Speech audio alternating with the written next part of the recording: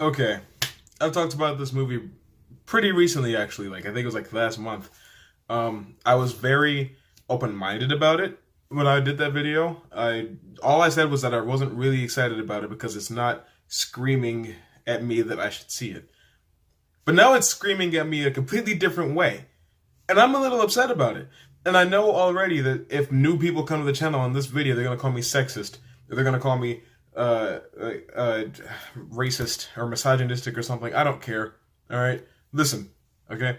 Captain Marvel needs to relax because before the movie was even close to being ready to come out, Kevin Feige's like, "Oh, she's the most powerful character we've ever introduced to the MCU," and I'm like, why is your newest character your most powerful?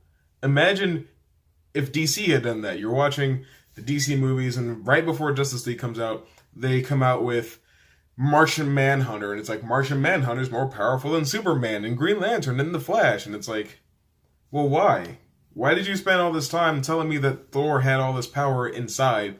Why are you telling me that Hulk is super strong and super dangerous? Why are you telling me that Doctor Strange is the master of the mystic arts? Iron Man has the most powerful mind in the galaxy. Black Panther's vibranium makes him more powerful than most people. All these things, but it doesn't matter because Captain Marvel can fly around and shoot stuff out of her hands. Come on now.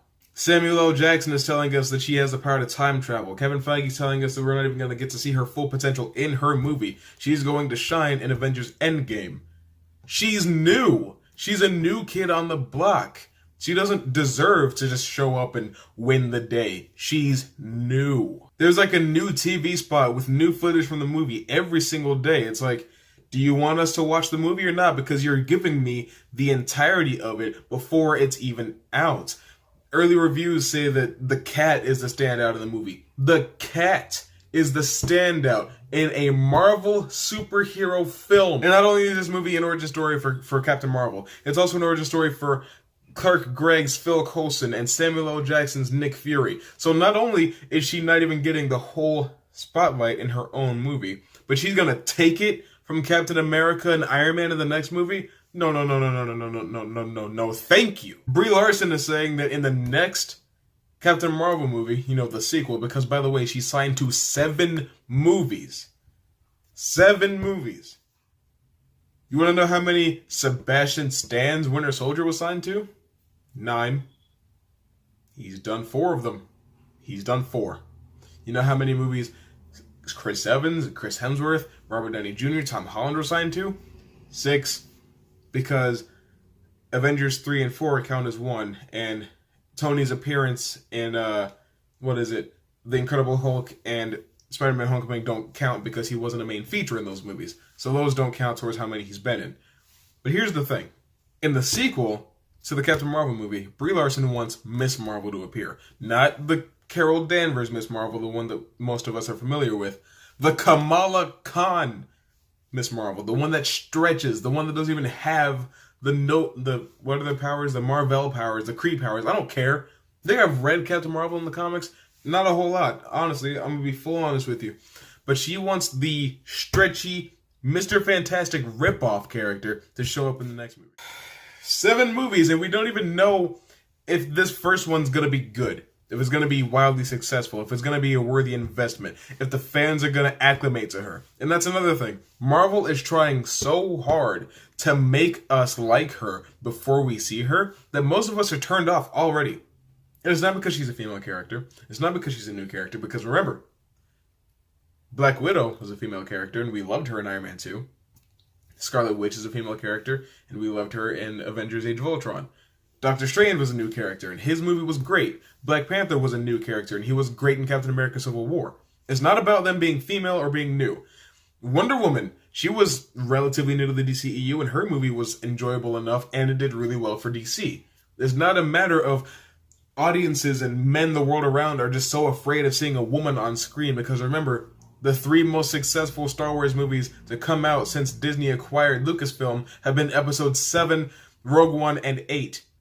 The lead in 7 and 8 is Daisy Ridley's Rey. And the lead in Rogue One is Felicity Jones's Jyn Erso. We're not scared of women. We're scared of bad movies. That's the thing that really keeps us up at night. What if this movie that I'm super excited for is just dog ass? What if I go to see this movie on day one in the front row, and I'm watching it, and halfway through I want to get up and leave? Because that's not even a fear that I considered when I was going to go see Star Wars Episode 8. It happened to me. It was thrust upon me, and I wasn't prepared. Now we're on edge. Now we're nervous about these new movies. We're nervous about these female leads because we're wondering, is the lead female because it suits the story, or is the lead female because it suits their agenda? And what do Lucasfilm and Marvel Studios have in common? They are both headed by the House of Mouse, the Walt Disney Corporation. And we know the Walt Disney Corporation's agenda because we saw it in Episode 8. They want to make women look fantastic and make men look stupid. And personally, I don't like that. That's not true equality. You know what would be cool is if, like, Iron Man came up with a plan to fight Thanos, right? And then Captain Marvel, she's like, well, I've got experience from this type of thing, and in Space War, we had to do it this way. So maybe take what your plan was and add my perspective to it, and maybe we'll come up with a solid plan. You know what would suck? If Captain America came up with a plan to go defeat Thanos, Captain Marvel showed up and said, you're stupid, that's not going to work, I got a plan, we're doing this one. Why would you have a new kid on the block show up and just... Captain America and Iron Man are longtime veterans of superhero fighting, so is Thor. Those three people are the true stars of the Avengers movies. I know Hulk is there too, and he's considered to be one of the major pillars of the Avengers, but not really. Especially when it came to Infinity War. Who really stole the show in those movies, in at least Infinity War? It was Doctor Strange, Iron Man, Captain America, and Thor. Because they were the ones that were actually able to do something to him.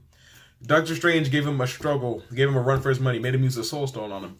Iron Man got a drop of blood from him. Captain America was able to hold his hand back. And Thor almost killed him. And it's not just because they're men. It's not just because they're veterans of Marvel or whatever. It's because they're the characters that would be able to do something against Thanos. And that's what made it interesting. But it's not just that. It's because we knew them already. We were already able to accept them doing something to Thanos. A lot of us thought that they would be able to defeat him.